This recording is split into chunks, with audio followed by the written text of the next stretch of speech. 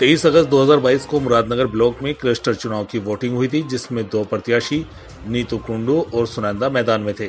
नीतू कुंडू ने बताया कि CLF अध्यक्ष पद के लिए ग्रेजुएशन योग्यता होना जरूरी है, पर दूसरी प्रत्याशी सुनंदा सिर्फ कक्षा 8 उत्तीर्ण है, जबकि वह स्वयं ग्रेजुएट है।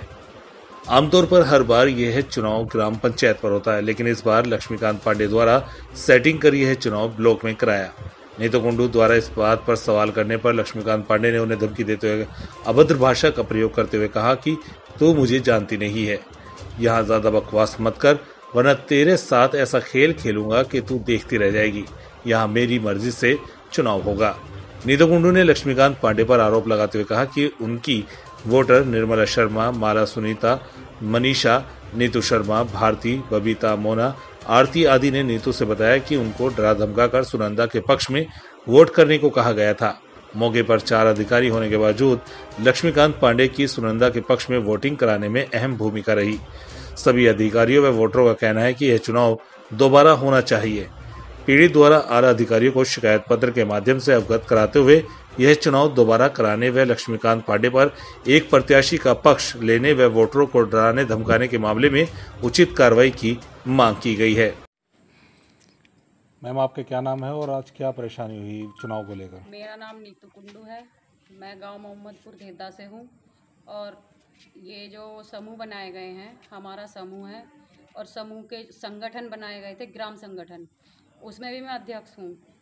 और आज क्लस्टर का चुनाव हुआ था प्रेसिडेंट पद का, उसमें हमारे साथ उन्होंने अच्छा व्यवहार नहीं किया। एक ही लेडीज को सपोर्ट किया है, लक्ष्मीकांत सर ने। हमसे पहले ही दिन उन्होंने ये बोल दिया था जब वो अपनी टीम को छोड़ने आए थे पंचायत घर में कि सुनंदा को सपोर्ट करना है। लक्ष्मीकांत जी कौन है? वो ब्लॉक में BMM है। अच्छा, हाँ जी। तो वोटिंग का जो संक्षेप है, किस चीज पे आपको लगता है कि आपके साथ सपोर्ट नहीं हुआ? क्या चीजें थी ऐसी? पहली बात तो उन्होंने लोगों से, मतलब जो लेडीज हैं उनसे खुद ही वोटों के लिए प्रेशराइज किया है। अच्छा, कि सुनंदा को तुम्हें सपोर्ट करना है। उन्होंने खुद मेरे से भी यही बात बोली थी कि सुनंदा को सपोर्ट करना है। तब तक मुझे ये नहीं पता था कि ये किस चीज़ के लिए सपोर्ट में बोल रहे हैं। फिर मैंने उनसे फ़ोन करके पूछा, मैंने कहा सर किस चीज़ के लिए बोल रहे हो आप ये सपोर्ट करने के लिए? कि क्लस्टर का चुनाव होगा प्रेसिडेंट का। मैंने कहा सर ऐसे एक तरफी वोट कैसे डल जाएंगे, अधिकार सबका है कि नहीं, कुछ सुनंदा को भी लेने दो।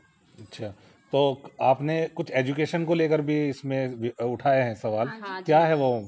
एजुकेशन के हिसाब से वहाँ पे पोस्ट मिली थी और वो एजुकेशन में इतनी नहीं है ताकि वो प्रेसिडेंट का पद संभाल सके। अच्छा, और कोई ऐसी चीज है जिसमें आपने ये सवाल उठाए कि ये निष्पक्ष नहीं हो पाया चुनाव? निष्पक्ष इसलिए नहीं हो पाया जब हमारे लिए उन्होंने हाथ उठवाए तो लेडीजों को बाहर निकाल दिया कि तुम्हारी वोट नहीं डालेंगी। वो भी तो संगठन से हैं, उन्हें भी अधिकार है वोट डालने का। और उनके लिए जो बाहर समूह सखी बैठी थी, हर गांव से आई थी, उनका कोई अधिकार नहीं था वोट डालने का। उन्होंने, सर ने इशारा किया, वो सारी आके चुप बैठ गई वहाँ पे और उसकी वोट में उन्होंने उनकी गिनती कर दी। मतलब फेरबदल हुआ है वोटों को लेकर? जी हाँ जी। और फिर मैंने ब्लॉक में बात करी, मैंने कहा सर ऐसा हुआ कि हाँ हुआ था, लेकिन मैं कुछ नहीं कर सकता था उसमें। आपका नाम क्या है? निर्मला शर्मा।